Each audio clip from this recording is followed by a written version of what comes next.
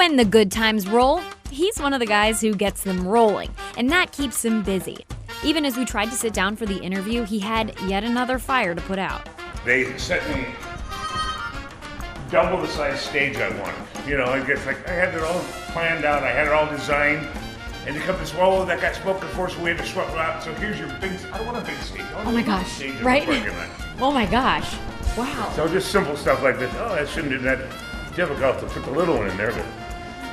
You could see guys outside in the parking lot trying to solve that problem as he pulled up a seat next to me. My name's Tom Gullickson. I am the partner in 1860 Saloon, Hard Shell Cafe, and I'm also the Soulard Business Association president. So I'm part of the neighborhood. Part of the neighborhood of the season, Soulard.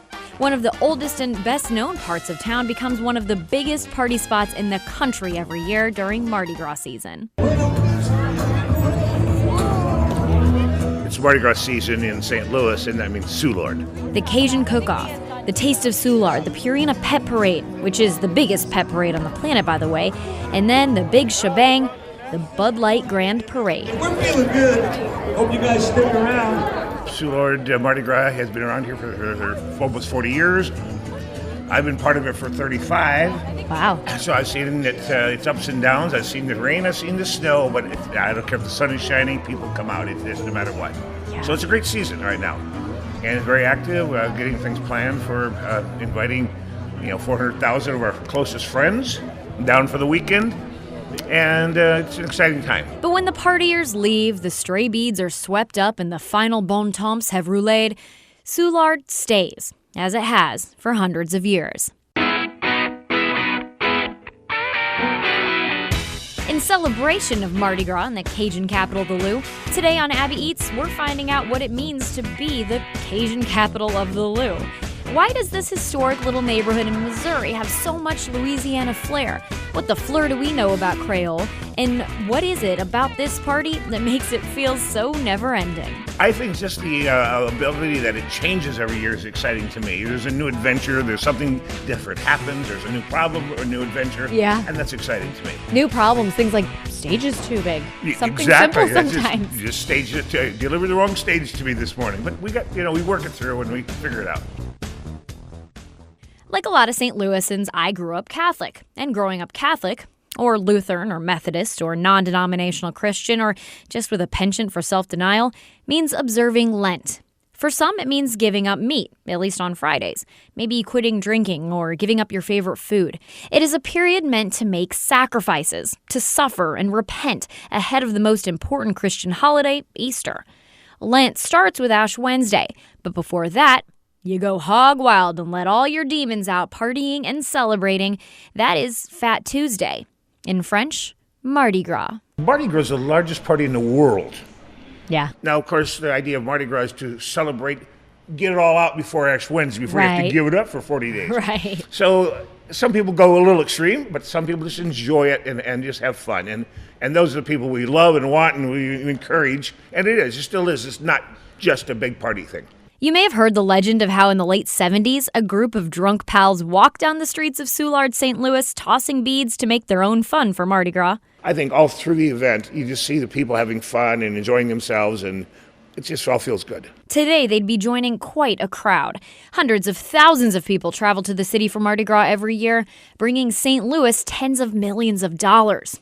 Only New Orleans beats out Soulard. But why has this Midwest Fest kept growing? Tom thinks it's because St. Louis is just easier to get to.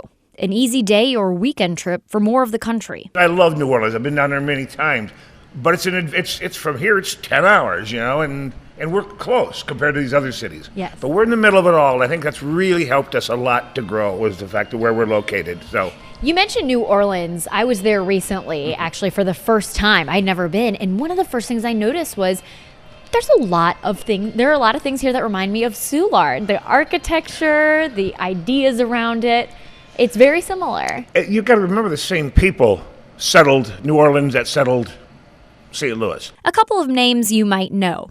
Pierre Leclerc and Auguste Chouteau traveled up the Mississippi from New Orleans to establish a trading post here. That was to be known as St. Louis. That was in 1764. 30 years later, a refugee from the French Revolution moved to some farmland south of the city, where many other French people wound up settling down and building up. His name was Antoine Soulard. You see a lot of French architecture, the French mansard roofs, the French balconies, and it's all because of our direct connection.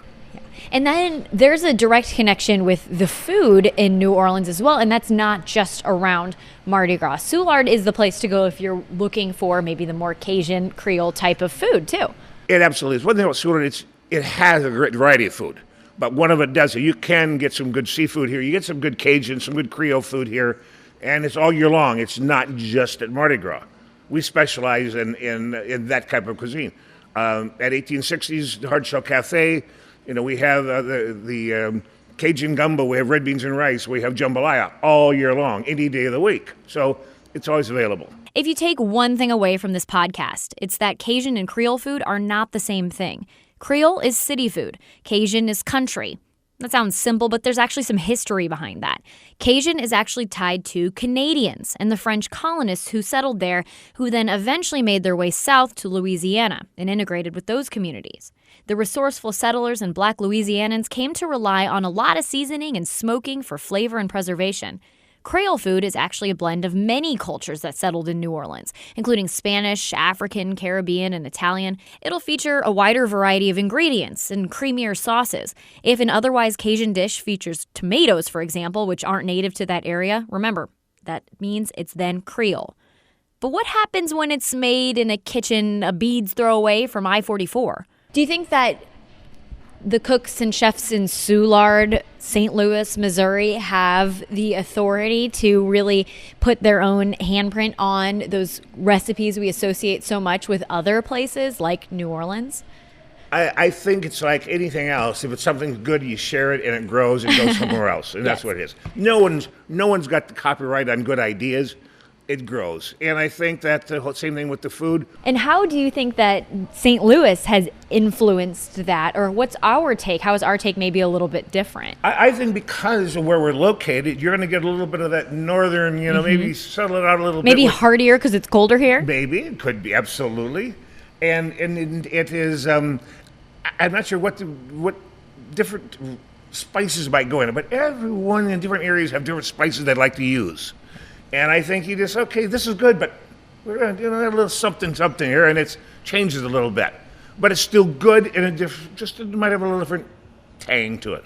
Some people might say, I used to go to Mardi Gras years ago, but now it's just a giant, messy party. Oh, then they don't come down here recently or don't come down here enough. What do you want people to leave Soulard thinking about this particular neighborhood of St. Louis? I want them to leave thinking, I'm going to go back. That's all I want. I'm going to go back when there's not quite so many people. I'm going to go back when I can sit there in the patios. We have great patios down here during the summertime. Hidden gems. Sometimes you got to go through the back door and out to see them, but there's hidden gems of patios. Great place to dine. And that's what I want people to take away. Oh my God, I had so much fun with this big party. I'm going to go down there and just relax and enjoy the atmosphere and the good food. But it's fair. You're okay with us all acknowledging first and foremost that this is the party capital of St. Louis. I think that's good. I take back what I said earlier. If you take one thing away from this podcast, it's that the actual translation of the word Soulard in French means drunkard. Ooh la la! Ooh la la! Ooh la la! Dory, how would you feel if your last name translated to drunkard? Oh, interesting question. I'd be a little embarrassed, but okay, I guess I've got something to live up to, or an excuse for whenever I get crazy. Maybe. As you mentioned, it was kind of like destiny for Soulard to become what it is now, I guess. Total destiny, yes. Well, we're taking you out of Soulard for just a second here and back into the podcast booth here at 5 on Your Side with Dory Olmos. Hello. Which almost, if almost meant anything, actually does almost mean anything? It means elm tree or elm, something like that. Oh, yeah, that's kind of nice. Yeah, it's peaceful. I was told by my late grandfather that Larico means rich man who cries. Okay. Get you a rich man. I was just going to say, or make a rich man cry. You know? I'd have to turn him into Larico. I love that. I mean, hopefully there are no tears for you this weekend going into Mardi Gras. I am feeling very festive. I have my pile of beads sitting on my coffee table. No, this necklace I'm wearing right now is Mardi Gras-esque. It's just yes. Green and purple. Yeah, like a little statement necklace. Went to the dog parade over this past weekend. Mia had an appropriately Mia amount of fun, which was fun for 5 minutes and then wanted me to carry her the rest of the time. And I'm excited for this weekend. But as we mentioned, there are a lot of different places where you can go for a good Cajun and or Creole meal throughout the year. And let's get to that with some of our news stories for the week, too. Yes. So we've got a list of the 4 best Cajun and Creole restaurants in St. Louis. This is according to Yelp data, so comments, reviews, etc. 4 places you can check out in St. Louis. First up, the obvious Broadway Oyster Bar near downtown. You have to go there. Love them. Just down the street, or actually just across the street, BB's Jazz, Blues, and Soups. I haven't been there, but I know they're a good time. I'm glad to see that they made the list, though, because now I will feel like if I can't get into Broadway, because that's a problem sometimes, it's so crowded, I'll just head over across the street. Across the street. Another one, I had not heard of them, but Evangeline's Bistro and Music House in the Central West End. They're amazing. Yes, True story. One time I went there and the waiter just kept bringing, for brunch, the waiter just kept bringing mimosas and kept bringing more mimosas. It was awesome. I didn't even order a mimosa, but it was fabulous. So the service is the best in town. But also, if you go there on a weekend morning for the Sunday morning brunch where there's live music, I highly recommend it. You definitely need a reservation, but I recommend stopping there for that for sure. Okay. And one other one, Sister Cities in Marine Villa down in South City. I need to try that. I like the name. Love it. So if you're looking for maybe something a little less crazy, boozy this Mardi Gras weekend. A little less Soulard, if you will. Yes, exactly. You can try the alcohol-free pop-up bar. It's returning for this Friday only. It's called the Sands Bar. They were here last year. They're coming back again. This is in partnership with the Wellness Council at the Great American Human Foosball, which is on Morgan Ford in Tower Grove South. They are promising you to be able to sweat out the toxins, be social, have fun, and play human foosball while sipping on unlimited handcrafted alcohol-free drinks. That's awesome. I know that's something that's really the whole sober curious movement, or the mocktails, elevated mocktails, just non-alcoholic drink options and social settings. That's becoming more and more of a thing around here, and I think that's really cool that they have something like that. Even if it's especially actually if it's on Mardi Gras weekend, because then maybe it'll inspire some people who don't want to drink the night before Mardi Gras to give it a try and realize that they can't have fun without drinking. Or if you're thinking about giving up alcohol for Lent. That's a good one. Have you ever done that? I don't think so. I was thinking about it this year, though. Yeah. I've given up weekday drinking for Lent before. Okay. Which is a weird thing, and it makes it sound like I drink a lot more than I do. But when you're working morning hours, you just want an afternoon beer sometimes. Yeah. And it saved me a ton of money. I will say that. Okay. Very good. But this is a place that could take a lot of my money on beer. Yes. Actually. Yes. So some big news. The Side Project Brewing in Maplewood was just ranked the #2 brewery in the world. That's insane. That's crazy, right? And this is not from some dinky list, right? No. So this is from ratebeer.com, and my boss, who listens to this podcast, said that is a reputable, popular beer website. So not just some no-name place, whatever site ranking them. So not just like some guy named Jordan Palmer writing a blog. Just kidding. That's your boss's name. We love you, Jordan. But no, he knows what he's talking about. Yes, he knows what he's talking about because he has a beer blog. So the Side Project wrote on their Twitter page, actually, they said, "We are overwhelmingly grateful," and they gave credit to their staff and the local beer community. Very cool. I love that. Good for them. Yes. Side Project becoming quite the big deal. Have you been out that way yet? I've been there a few times. I've had Side Project beer. Yes. I've never been to that brewery, but I need to just spend more time in Maplewood, honestly. They have a lot of their special releases that are a big deal that people line up for. Yes, that's I think that's what I've tried. One of their because they have them in the kind of wine bottle size ones. Yeah. Yes, and my cousin is a huge beer snob, and he's the guy who will go and fill up a growler and be like, "This is what I've got," and he loves sours and all that kind of stuff. Me too. He's always all about that. So good news, more good beer news. I like that. All right, well, how about we spice things up a little bit? Maybe with some tequila.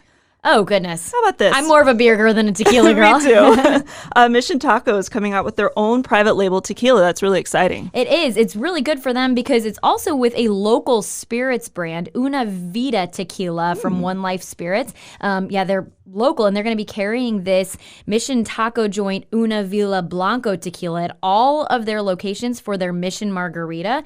And when they do late night tequila shots, they're also going to have them for that and some of their draft cocktails. Did you know that margaritas account for 70% of beverages sold at Mission Taco? I guess I'm not surprised by that. It's kind of one of those things where it's like, that's crazy, but they make 70%. Yeah, I'm not a margarita drinker, but that's like they have a good margarita there. Yeah, It's nice and smooth. It's good. So it's cool that they're partnering up with some guys who apparently, this might be a story actually, Dory, because this local One Life Spirits is from some St. Louisans who booked a 6-month trip to Tequila, Mexico to interview distilleries and learn more about their process firsthand in order to launch their spirits company just over a year ago. Now they're already partnering with Mission Taco. That's awesome. It's a cool story. We need to give those guys a call. Give them a call. Take us on your next trip to Mexico. Exactly. Yes, I think we might. Do we have a travel budget this year?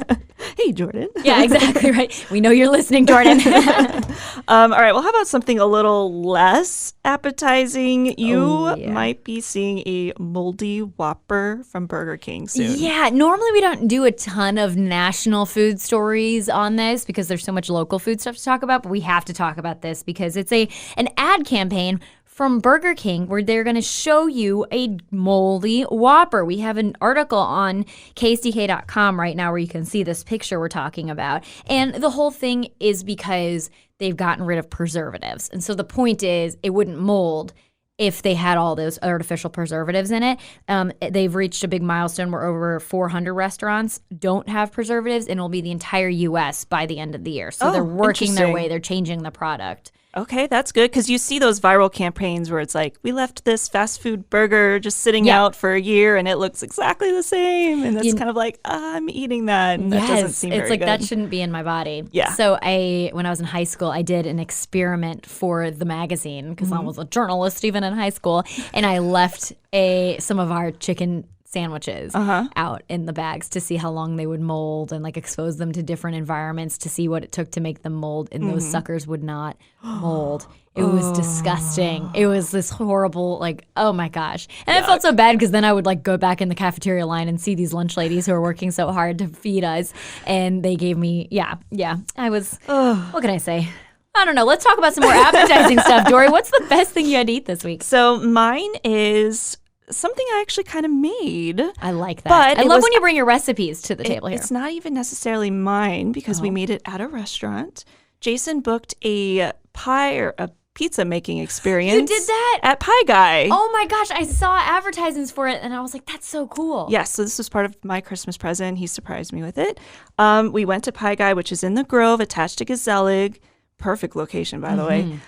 You go in there, and Mitch, who's the owner, he teaches you how to throw the pie crusts, knead it out, and then how to properly make a pizza. And you do it yourself. He gives you some to try with, and then some to take home, and then you make your own pizza right there in the shop. Oh my gosh. It was so cool. Okay, how did your pizza turn out? It turned out really good. I did a half kind of meat lovers and a half basil garlic, and it was so good. Ooh, that sounds really good. And their pizza is just really good, even if you buy it there and not necessarily right, make your own. It was good. really good. Any like pro tips for anybody who's going to make pizza at home this weekend? Well, if you want to try to throw your dough, try it with a wet towel first. You can kind of like spin it in the air before you just start throwing your dough up. Give it a little practice. But he uses a really good quality sourdough. So that's what makes his crust really good. It's got like a chewy but a crunchiness to it too. And pizza's all about the crust. Yes. It totally is. So that was fun. It was really cool. So I highly recommend that. And actually, if you have been at the grocery store recently and you've seen a guy throwing a pizza crust up in the air on St. Louis Magazine, that's him. So it was really cool. That's awesome. Yeah. It's weird to mention Mission Taco twice in one podcast, but it is definitely hands down the best thing I've eaten this week was the special seasonal taco. I went to the original location on the Loop, which is like my favorite, and it was a spicy salmon taco. That sounds really good. It was so good. So it's just this grilled salmon, and then they had this, this kind of hot sauce drizzle over it, and then fried onions, but not the type of fried onions that you put on like your green bean casserole. Okay. They were actually just like really thin little crisps of red onion. Ooh. That were like kind of more toasted than anything on top. Oh my gosh, it was so good. And That it was sounds heftier good. than like a normal, their tacos, I think, I can hardly finish 2 sometimes. Right. But that was a pretty big, hefty taco, and it was so good. And it would be an amazing addition to the permanent menu if anybody from there is listening right now. Hint. I love it. So we have a fun weekend ahead here in the St. Louis area. As we mentioned, it is Mardi Gras weekend down in Soulard, but there are other things happening surrounding that and just Outside of it. having nothing to do with it. So let's get started with our weekend planner. Dory? So on Friday, we've got beers, bites, and beads at the Beer Garden at Anheuser-Busch. It's a 4-course meal. They're going to be pairing Cajun food with Anheuser-Busch beers.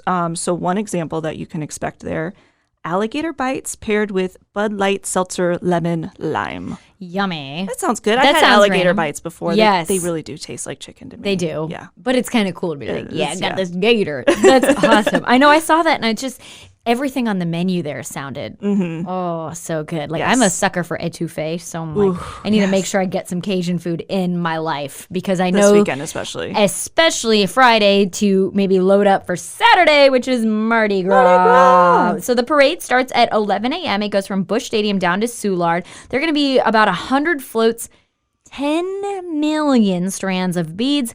And this is something they're doing this year. They're going to be throwing out almost 4,000 plastic eggs, and inside of those they're going to have vouchers where you can claim prizes, and those are anything from coupons for free drinks or discounts at different restaurants, tickets to some of the party tents, to even signed blues memorabilia. So cool. I love that. Because this is a blues theme this year. Yes. And it's not just the St. Louis Blues hockey. It's all, or the color blue. It's about like the music and that kind of cultural blues too. But of course, we're going to have a lot of blues tie-ins. So we know you guys like a parade. We've seen how you parade. So hopefully we'll see a lot of you guys out there for the Soulard parade this year. And then I know a lot of people who listen to the podcast actually work in the industry. So this one's for you guys. Big Daddy's in Soulard is hosting a post-parade party for everyone who kind of helped make this event happen. They're not going to have any cover or drinks, and they're also going to have drink specials for anybody who worked in the service industry on Mardi Gras, which I think And is they deserve it. 100%. They are working long, long hours. Make sure you remember to tip the staff when you go out on Mardi Gras, because just because you're impatient and need to pee and are thirsty doesn't mean that you've had the worst day there. There's somebody else who's working really hard to give you that fun experience. And then this is something for those of you who want to stay maybe out west or spend Mardi Gras indoors. Third Wheel Brewing Company is having their Mardi Gras party and shrimp boil. So Third Wheel is out in St. Peter's area. They have the shrimp boil is going to not just be your average shrimp boil. They're going to have all the fixins there. They're going to have all sorts of drinks on tap. And then they'll have live music all afternoon too. So it'll still put you in that Mardi Gras spirit. Love it. So how about a different kind of spirit? Football coming back to St. Louis. We're a football town again. And it feels good. It does. Caw. Oh, wait. You haven't heard that? No, I just liked your caca. Like, you went kind of high pitched. I'm like, caca. And you're like, caca. That's my caca. Caca. I haven't worked on it yet. Oh, I got to better figure out how practice. what's my signature caca. Work on Huh, it. We yeah. got some time because Not this that much time, though, because of Sunday. Sunday, the first home game for the Battlehawks. There's going to be a pregame party at Ballpark Village. Get ready to hear a lot of cacas going on there. I can guarantee Maybe it. that's mine. Maybe that's mine. Caca. Caca. It's kind of like mine. You're kind of stealing mine, but that's okay. Mine sounds better. So head on over to Ballpark Village. They're going to have a viewing party.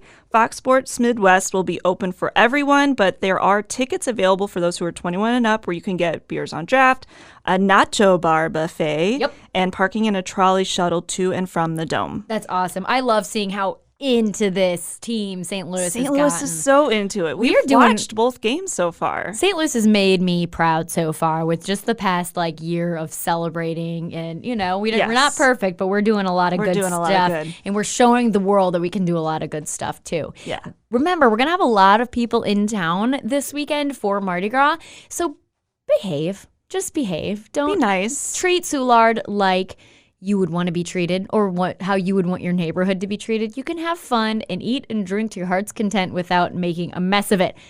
And that was my TED Talk. Thank you very much. On that note, Abby Eats St. Louis is a 5 on Your Side production. I am Abby Larico. And I'm Dory Olmos. Our editor is Shelly Karam, and she did a great job stepping in for you Yes, last week, thank by you, the way. Shelley. She is awesome. Our theme music is by Jerome Fabi, Olivier Renoir, and Pierre Dubose. 3 guys who sound like they would love Mardi Gras. They would love Soulard.